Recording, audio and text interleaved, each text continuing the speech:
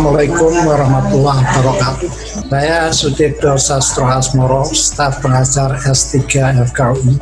Kali ini akan mengajak Anda untuk berdiskusi tentang scientific misconduct. Baik, kita bahas sekarang tentang scientific misconduct atau ketidakjujuran ilmiah.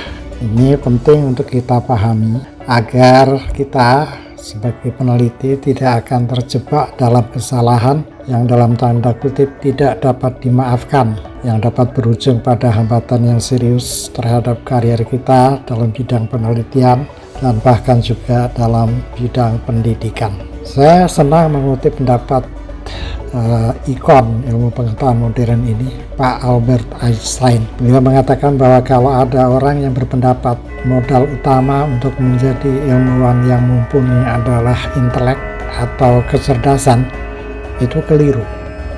Yang benar, modal utamanya adalah karakter, akhlak. Seorang yang cerdas, luar biasa cerdas, namun akhlaknya buruk, misalnya suka berbohong, bukannya akan mengembangkan ilmu yang bermanfaat, bahkan justru dapat merusak ilmu pengetahuan itu sendiri.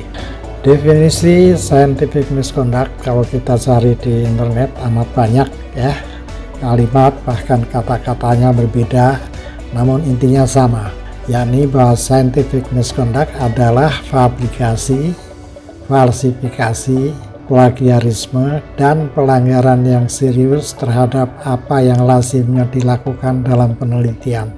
Ini dapat terjadi pada saat perencanaan, saat pelaksanaan, maupun pelaporan hasil penelitian. Namun ada kalimat kedua, tidak termasuk dalam scientific misconduct adalah kesalahan yang jujur.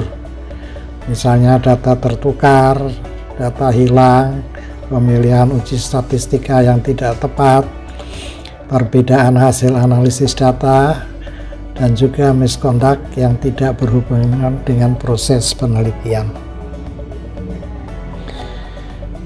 Pertama kita bahas fabrikasi. Dalam bidang teknik, fabrikasi itu bagus, artinya membuat sesuatu yang tidak ada menjadi ada. Namun dalam penelitian, fabrikasi ini berkonotasi buruk karena membuat data yang tidak ada menjadi ada.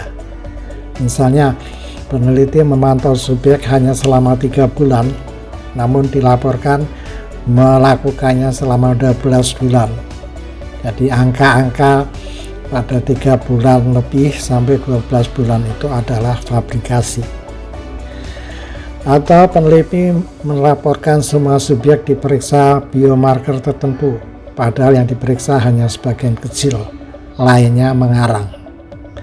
Banyak kisah nyata tentang fabrikasi ini yang mudah diperoleh dari berbagai website. Tujuannya adalah agar kita tidak melakukan hal yang sama. Kedua, falsifikasi. Kalau fabrikasi tadi berarti membuat data yang sebenarnya tidak ada, maka falsifikasi berarti mengubah data yang ada, biasanya agar sesuai dengan keinginan peneliti, agar sesuai dengan hipotesis. Misalnya ada clinical trial yang menilai obat penurun kolesterol baru dibandingkan dengan obat standar. Pada akhir penelitian, kadar LDL menurun dari 200 menjadi 100 mg per desiliter pada kelompok obat standar, sedangkan pada kelompok obat baru turun dari 200 menjadi 96 mg per desiliter. Hasil uji tes menunjukkan P sama dengan 0,73, tidak bermakna. Peneliti dapat saja diam-diam mengubah data kelompok obat baru dari 96 menjadi 86, sehingga uji hipotesis menghasilkan P yang bermakna misalnya 0,046. Sebagian pakar menduga bahwa falsifikasi ini lebih sering terjadi daripada fabrikasi dan lebih sulit pula untuk membuktikannya. Berikutnya adalah plagiarisme. Ini juga dapat kita peroleh definisinya dari internet berpuluh-puluh yang intinya sebenarnya sama. Plagiarisme adalah menggunakan ide atau kata-kata orang lain tanpa menyebut sumbernya, sehingga seolah-olah ide atau kata-kata itu miliknya dia sendiri. Kita tahu bahwa plagiarisme tidak hanya terjadi dalam bidang penelitian, namun bisa juga pada bidang seni, seperti novel, lukisan, patung, lagu, film, dan sebagainya. Dalam bidang penelitian, untuk menghindarkan plagiarisme, kita harus fokus untuk melakukan parafrase atau menuliskan isi dari suatu kalimat atau paragraf yang kita kutip dengan bahasa kita sendiri. Penulisan sumber tidak diperlukan bila yang dikutip sudah merupakan pengetahuan umum.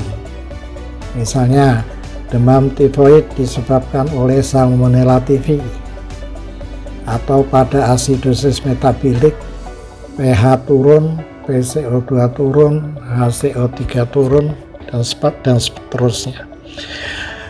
Namun bila yang dikutip itu spesifik, harus disebut sumbernya. Misalnya, dalam 2 tahun terakhir ini prevalence asma pada anak SMP di Jakarta meningkat hampir 2 kali lipat.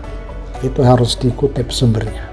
Ada teman yang menganggap bahwa plagiarisme hanya terjadi kalau yang dikutip itu sudah dipublikasi. Salah ya. Jadi meskipun yang dikutip itu belum atau bahkan tidak dipublikasi, kalau memenuhi syarat yang tadi sudah disebut, tetap disebut sebagai plagiarisme. Misalnya contoh ada PPDS baru yang mengutip tanpa memberikan sitasi hasil penelitian kakaknya 3-4 tahun yang lalu ya, itu plagiarisme meskipun dia belum dipublikasi. Oleh karena itu saya senang dengan definisi dari University of British Columbia ini, plagiarism is submitting or presenting someone else's idea or words without proper acknowledgement. Ringkas tapi lengkap. Demikian rekan-rekan, saya kira kita akhiri diskusi hari ini. Mudah-mudahan bermanfaat. Mohon maaf kalau ada kekurangan. Assalamualaikum warahmatullahi wabarakatuh.